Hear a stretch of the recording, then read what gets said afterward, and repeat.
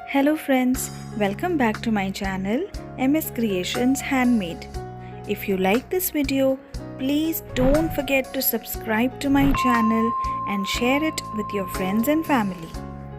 Enjoy this video and learn to make very easy garden stakes with the help of clay. Don't forget to give a thumbs up and subscribe to my channel.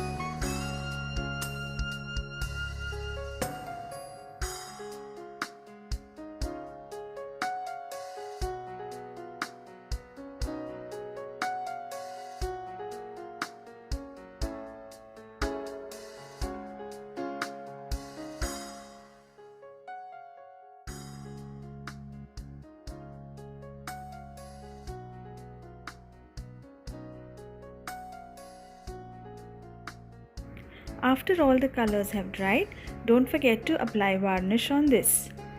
You can use thick wire or ice cream stick to make it as a garden stake.